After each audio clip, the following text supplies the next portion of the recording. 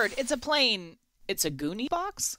Hey everybody, welcome to Makers Today, a special series here on Fish Fry where we highlight the movers and shakers in the maker space.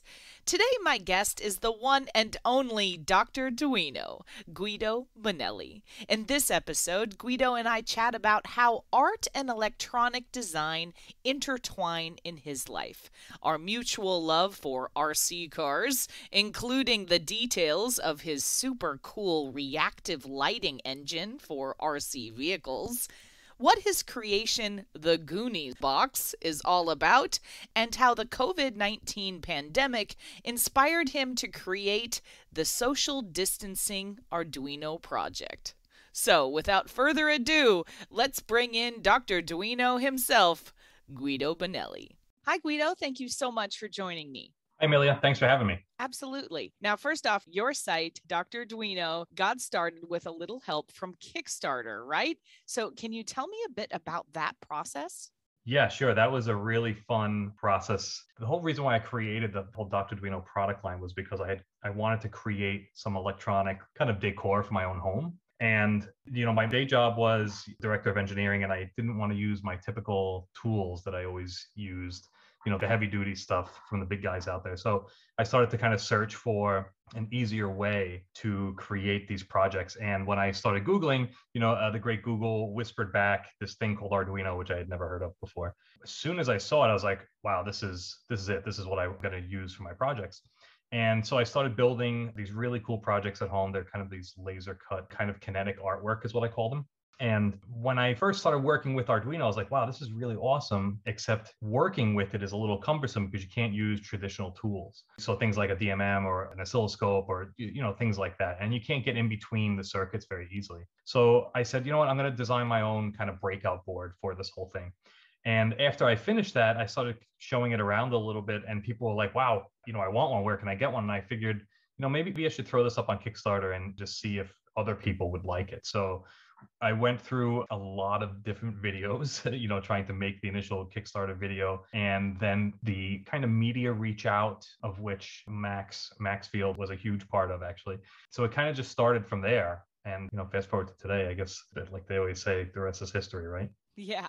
So, Guido, I love how you say in your blog that you have your aunt's artistic capability, except that you use electronics instead of paint to bring your thoughts to life. So, Guido, in that realm, let's talk about the overlap between art and electronic design. How do you see artistic endeavors motivating what you do? Yeah, so I've always been the creative type. And, like I said, my aunt, she was in a wheelchair for most of her life, and she was always painting something. And I just took a lot of inspiration from her. To your point, just in the electronic side of things. So whenever I'm creating something, it's always kind of like this esoteric, really interesting, maybe out of the box kind of thinking piece of electronic art.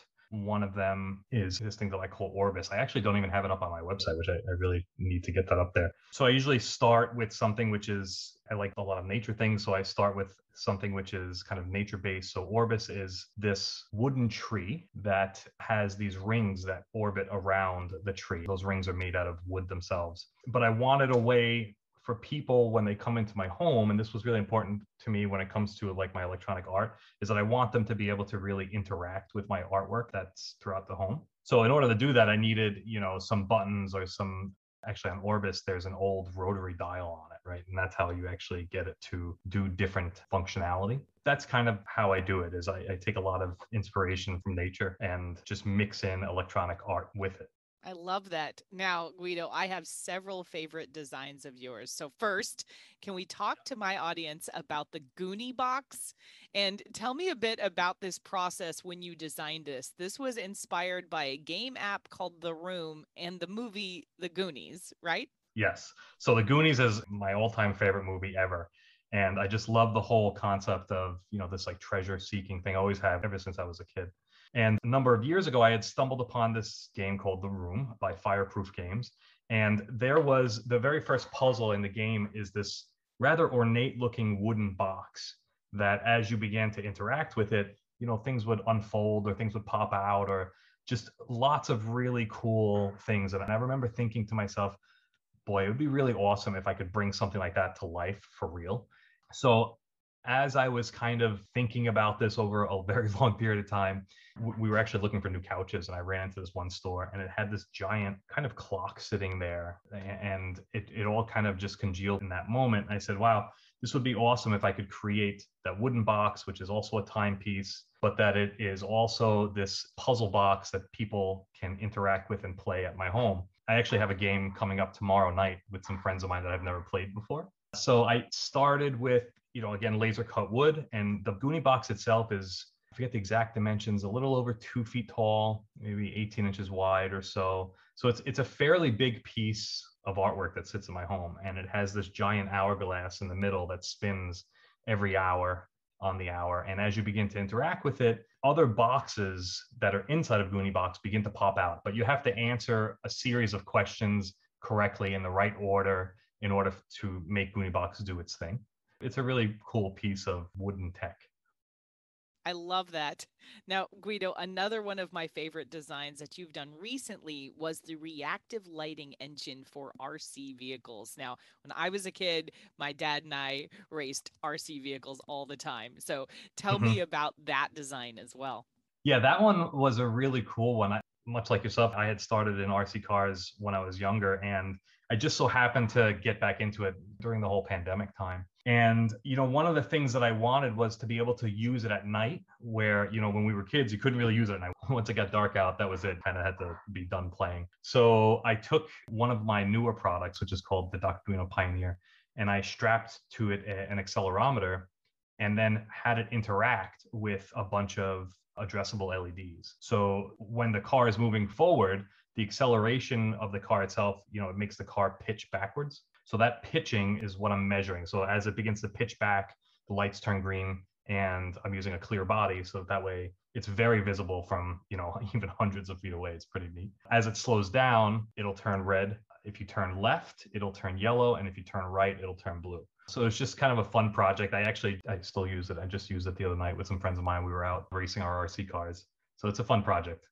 Nice. So another rather timely project you created was the Social Distancing Arduino Project. So tell my audience about that one. Yeah, so that one was directly related to, the whole COVID thing happening, and when everybody was just stuck inside, and I said, well, what can I do? Because I was beginning to go a little bit stir crazy myself. And I said, well, I've got an ultrasonic sensor. I've got my Dr. Duino kits. So let me see what I can make in terms of, trying to make it a little bit more lighthearted considering the times that was happening, and I said, let me see if I could make this like kind of social distancing machine that would alert somebody, hey, you're entirely too close to me, right? So and to measure effectively that 6-foot distance that you always wanted to keep people out of your area with. So I was using the ultrasonic sensor in order to measure that. And as somebody begins to encroach, the box itself lights up, I think it was yellow, red, and then flashes bright white when you're just entirely too close. And it will then also trigger some other sounds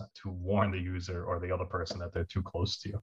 That was another really fun project. Now, you wrote a blog about what is better, Arduino or Raspberry Pi. So, Guido, what's your take here? What is better? Yeah, so, I get asked that question so much, and that's actually why I wrote that particular blog post. I don't know which one is better, to be perfectly honest with you. I love Arduino. I'm a hardcore microcontroller guy. So for me, that's a very natural extension kind of who I am. But for other applications, Arduino is not the right approach and Raspberry Pi is the right approach. I think it really is dependent on what you're trying to achieve in your electronic project. So finally, Guido, do you have any advice for young makers out there today? Yeah, my uncle was a huge inspiration for me. And the things that he would always tell me is it doesn't really even matter what it is. Just go build it because you're going to learn something from it. Maybe you use it, maybe you don't, and that's okay, but just go and do it because you're going to learn. And, that has been such a huge portion of my life that I still continue to do to this day, whether it's in, creating Dr. Duino boards or in my own artwork or just whatever I do. It should always be open-minded and just trying new things.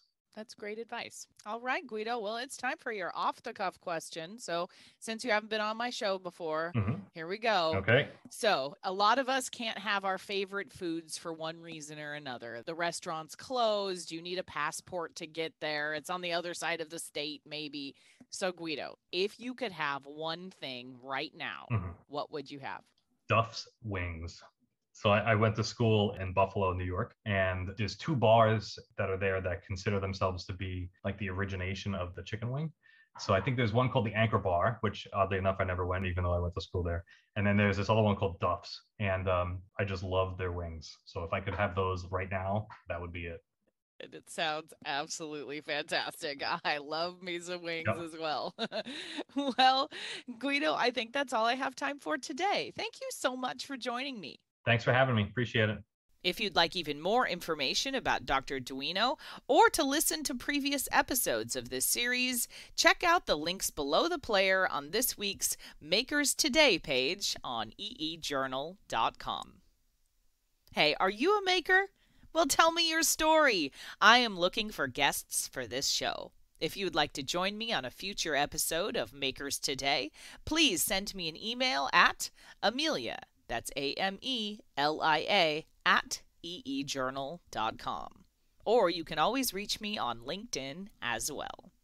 Hey, have you checked out EE Journal on social media yet? Well, you should. You can find us at facebook.com/EEJournal. If you're into Twitter, you can monitor our tweets at EEJournalTFM. And don't forget, if you want to follow my personal Twitter account, check out AmeliaD1978. And hey, if LinkedIn is more your thing, sure, I dig it. You can follow us or me on LinkedIn as well. And we have a YouTube channel, youtube.com/EEJournal. Folks, it is chock full of all kinds of techie videos, including our very popular Chalk Talk webcast series hosted by me. And you can subscribe to our EE Journal YouTube channel as well. Also, by clicking the links below the player on this week's Fish Fryin' page, you can subscribe to this here podcast through Spotify, Podbean, or Apple Podcasts. And remember, if you'd like to further support this podcast, please leave me a review on that podcasting platform of your choice. It really does help. Thank you, everyone, for tuning in. If you know of any cool new technology or heck you just want to chat, shoot me a line at amelia@eejournal.com or post a comment on our forums on EE Journal. For October 20th, 2021, I'm Amelia Dalton, and you've been fried.